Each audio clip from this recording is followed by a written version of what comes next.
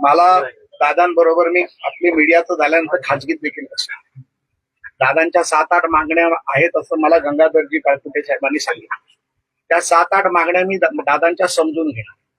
निश्चितपणे त्या मागण्या समजून घेतल्यानंतर उपसमिती असेल, सरकार असेल, राज्य सरकार असेल, या मागण्या का झाल्या? बघा, प्रत्येक गोष्टीला कारण असतं.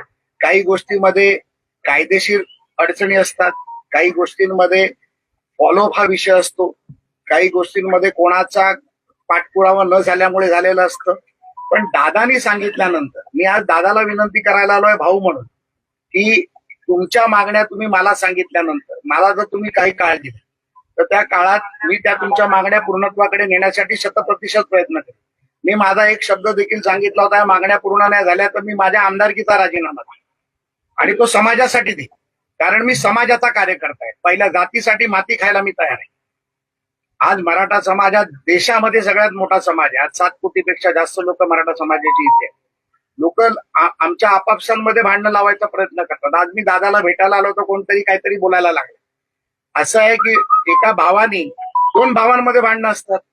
एका भावानी लहान भावाला बोलवल्यानंतर लहान भावानी येऊ नये, ही आपली मराठा समाजाची संस्कृती नाही, प्रथा नाही. आणि आज जे संस्कार या देशावरती आहे ते मराठा समाजाकडून आलेले संस्कार आहेत. छत्रपती शिवाजी महाराजांनी दिलेले संस्कार आहेत, माता जिजाऊंनी दिलेले संस्कार आहेत. आपण प्रत्येक संस्काराचं जेव्हा नाव घेतो तेव्हा छत्रपतींचं नाव घेतो. आणि या छत्रपतींचा मराठा, या मराठाच्या संघर्षामध्ये मला जर दादांमुळे खारीचा वाटा उचलायची संधी मिळत असेल, त्यांनी अनेक आंदोलनं केली, अनेक उपोषणं केली. मी आता दादांना विचारत होतो त्यांच्या तब्येतीबद्दल. त्यांनी मला सांगितलं उपोषणामुळे त्यांची तब्येतही बिघडली. मला वाईट वाटतंय बोलताना, माझ्या डोळ्यात अश्रू येत आहेत की एक कार्यकर्ता स्वतःचा जीव जाईपर्यंत जर एवढा मोठा संघर्ष करू शकतो तर आमच्यासारखा कार्यकर्ता त्याच्या मागे का उभा राहू शकतो? आणि मग हे करत असताना त्यांचे जे प्रश्न आहेत ते प्रश्न सरकार दरबारी नेऊन कुठे अडले आहेत, न्यायिक प्रक्रियेत कुठे अडले आहेत, कोणाच्या दरबारी अडकले आहेत, ह्या सगळा विषय मी सरकार दरबारी निश्चितपणे नेणार. आणि दादा बरोबर त्याचा भाऊ म्हणून याच्या पुढे त्याच्या संघर्षात, त्याच्या कामात, त्याच्या कार्यात मी सातत्याने राहणार. आणि मी दादाला विनंती करायला आलोय, नेतृत्व येतात, समित्या येतील आणि तुम्हाला विनंती करतील, सर्व आहे.